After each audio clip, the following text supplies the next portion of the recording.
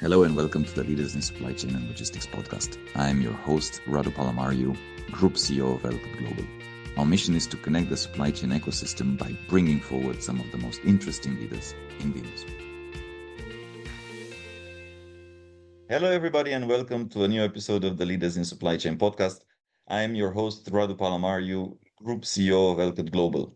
Today, it's my pleasure to welcome Arun Krishnan, who is the SVP of Global Supply Chain and Strategy at AstraZeneca, the leading biopharmaceutical company with over 60 billion in annual revenue, operating in more than 100 countries and serving millions of patients worldwide.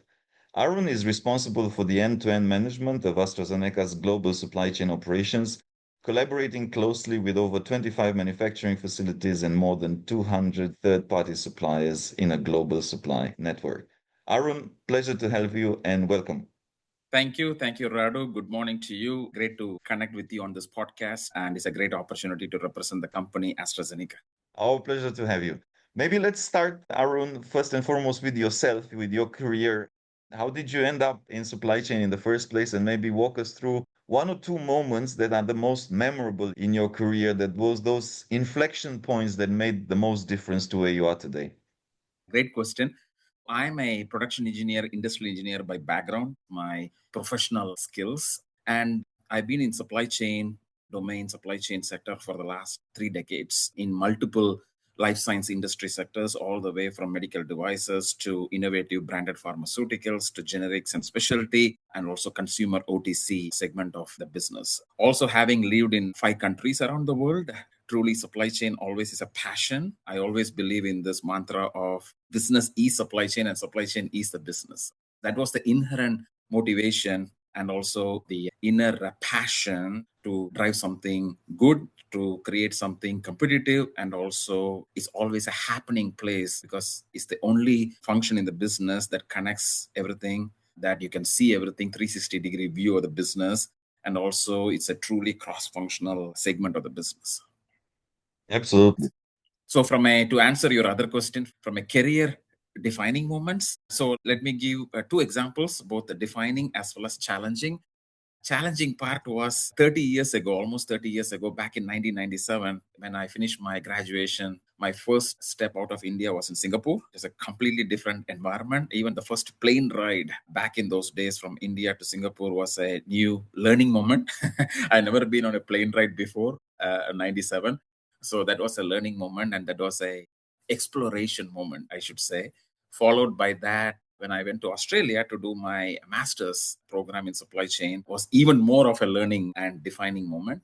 And then exploring my first graduate recruit job coming out of university, my master's, was an enriching moment. So the enrichment always has been, having lived and worked in 5 countries around the world, one, multicultural, two, different cultures, the way people think, the way people act, the way people organize, the way people connect. It's always a learning moment for me. And I'm always fascinated by the multiculturalism aspect of people. And then the rewarding moments are, how do you play that to strength, right? How do you take the best of every culture, every microculture, and how do I play that to the strength and also grow for myself, grow my team, grow my skills and capabilities, and also do good for the business.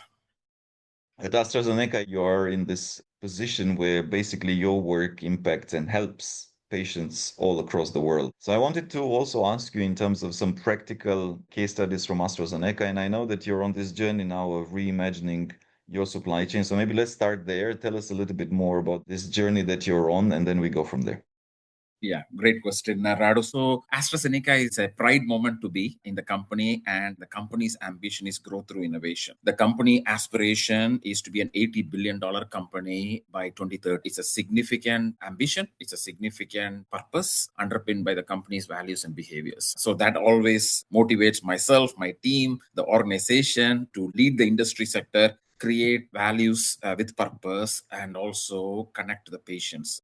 The second aspect of this is we are in a business of delivering life-changing, life-enhancing medicines that create purpose, value to patients who we serve. That's a our patients are our customers, and there is always a emotional and purpose behind who we serve, how we serve, and putting medicines in the hands of patients. The third dimension is the complete reimagination of the supply chain from three dimensions. One is the growth dimension, new modalities, new technologies, for example, cell therapy, antibody drug conjugates, redefining value in cancer care, in our cardiovascular hypertension businesses, and also in our respiratory and immunology franchises, right? And serving medicines and putting medicines in the hands of patients in more than 100 markets around the world.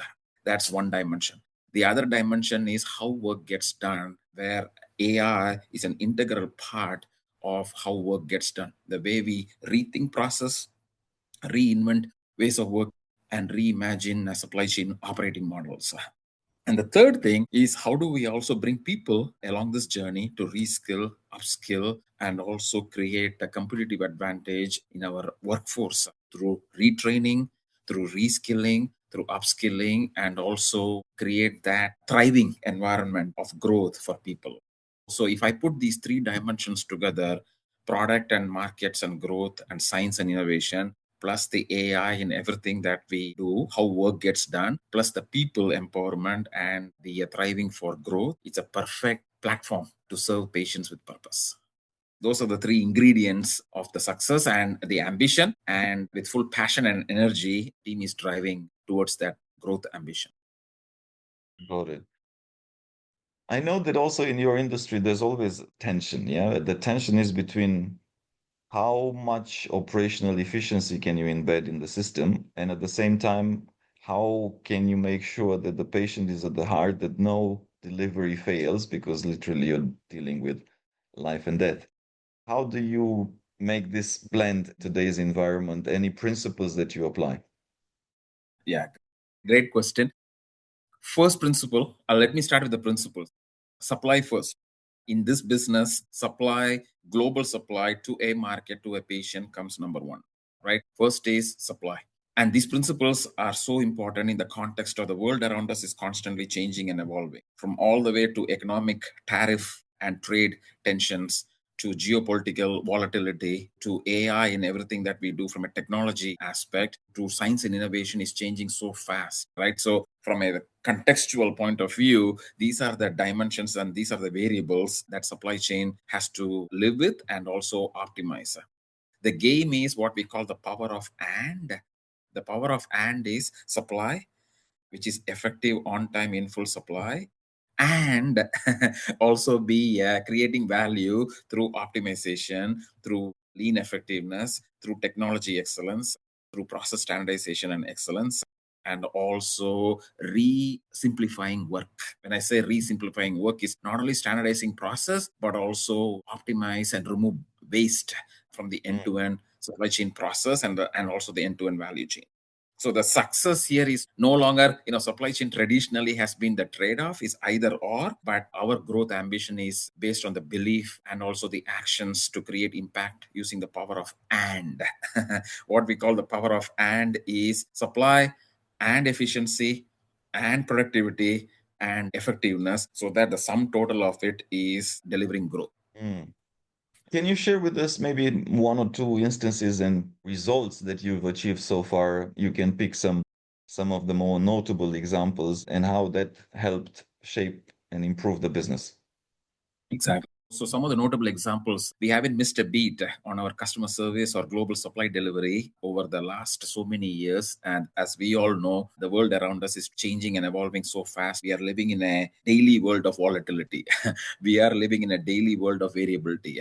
I don't need to mention all the way from like COVID, post-pandemic, five geopolitical tensions around the world, war situations, our global vaccine delivery during pandemic times, and also our new product launch deliveries throughout this last so many years, right? Along with that is enriching and uplifting the game of using technology in all aspects of the value chain, all the way from the way we look at our discovery and development, the way we look at our chemistry, manufacturing and control process, the way we look at our autonomous manufacturing to support our growth portfolio, and also what we call a completely redefined operating model of self-healing supply chains, all right? And we are not using technology or deploying technology for the sake of technology. Our programs are self-healing supply chains, and it's a reimagination, reinventing the way we work. That's one example. The other example is, how do we rethink process management? How do we rethink value creation? How do we rethink optimization, right? Look at all aspects, right? Not just look at one element. Look at all the aspects of the way we design to plan, the way from design and plan to source, from source to make to deliver. In all these aspects, how do we remove the silos? How do we connect the interfaces vertically and horizontally? And how do we put the sum total together to create the best value for product delivery to the patient, right? That's a reimagination. And then in these interfaces, process touch points, how do we apply technology to, for example, technology that can quickly retrieve information and speed up information? What we use something called AI assistant is the rapid response, what I call no sooner, act faster. Number two, how do we create a digital twin of the entire and represent the physical supply chain as a replica in a digital twin in order to optimize and simulate the parameters in terms of speed, cost, cost of goods manufactured, velocity, and how do we optimize and remove waste and variability. Third dimension is, how do we look at risk sensing all the way from our extended value chains, both on the supplier facing as well as the extended supply network. How do we use AI in the application of risk sensing so that we can respond quicker and act faster? And the fourth dimension is upskilling and reskilling people, because we got to bring people along this journey, both not only the hearts and minds to drive the change, but also what is in it for them from a growth ambition, both personal career, skill development, and also reinventing, right? Everybody wants to come to work and reinvent themselves and create that thriving environment for growth, create the thriving environment for success, create the thriving environment for empowerment. Mm. You mentioned self-healing supply chain. Tell us more. What does it mean? How does it work in practice? Okay, great question. So self-healing means, the self means, so today in the supply chain, it's a lot of work that is done by humans, assisted by or supported by systems, right? The ratio of human to system in the supply chain end-to-end process is 90% humans, 10% systems. The reimagination is, with the power of technology, with the power of write the first time data, with the power of process standardization and simplification, the reimagination is, can machines do the analytics, the information processing, and with human guidance? Flip the ratio where machines are doing the job for you. For example, machines as 80% and humans as 20%. But in this journey, what the reimagination is, the humans are intelligent species. So how do you create the co-intelligence between the machine and the human so that the humans can do that more value-added work, higher level of decision making, higher level of change management, higher level of using emotional intelligence to drive growth in the business, higher level of next level of customer interface and commercial interfaces and value chain management, right? So that's what the two words are, self and healing. Is, for example, I'll give you a context. If we make a plan on Friday, we come on Monday, everything has changed. What do we traditionally do or typically do? Come Monday, we reprocess, we rerun the analytics, we look at all the information. By the time we come to a recommendation, it takes 4 to 5 days. Again, things have changed already in the world and in the supply chain. Instead, you reimagine and say, hey, I made the plan on Friday. A supplier has gone on quality hold. A deviation has occurred in a plant. A capacity shortage has happened. Some disruption, significant disruption has happened around the world. Reimagine the supply chain to be an agentic supply chain where agents are doing the job for you over the weekend. And come Monday, the recommendations are already there, visible to the supply chain profession. And people look at those recommendations, managed by exceptions, and say, hey, do I accept it? Do I reject it? Do I modify it? You significantly leverage the power of machine learning, analytics, AI driven process in order to not only optimize, but also learn from what has happened in the supply chain. So, all the analytics, all the information processing, all of that is guided and done by the agents and the machines. What I call here is, the machine is the agent. The agent does Mm. the job for you, and humans are adding value to the process, higher value add to the process in terms of decision making. The game is changing from task and workflow to decision stack, because in the supply chain, every minute, hour, week, day, month, quarter, annual, we are making decisions. We are making decisions on speed, cost, COGM, cost of goods, velocity, Mm, sustainability, carbon, freight, right? Every time horizon, there is a decision waiting for to be made. If the mindset is, if you reimagine the supply chain to be a decision stack oriented supply chain or decision intelligent supply chain, to underpinned by the knowledge of humans with data and the velocity of information to creating recommendation. The shift is from task and workflow to decision stack. The shift is from efficiency to agility every day, every minute, every hour in the supply chain. mm. This is a big shift. How do you get the humans to upgrade themselves as well, right? I mean, we are not always, whilst we like to say that change is the only constant, when it actually comes to change, I don't think that most of us like it in reality. How do you, and we almost need to upgrade ourselves constantly to be able to do these higher level tasks. How do you do that within AstraZeneca? Yeah, so it's a great question. So in AstraZeneca, we are very, very fortunate to have our senior leadership in AstraZeneca all the way from the top level management of the company to what we call a mandate of AI 30, right? 30% smarter, 30% faster, 30% precise. And the company invests in people. The company puts a lot of investment, not only in leadership development and growth, leading self, leading enterprise, leading organizations towards 2030 ambition, but also the company invests significantly in lifelong learning of AI programs. We all, including myself in my team, all of us have a target of what we call staged certifications of learning AI. So that's the investment the company provides. In addition to that, the company provides tools and catalog of solutions to go and experiment. Our mantra for the company is growth through innovation.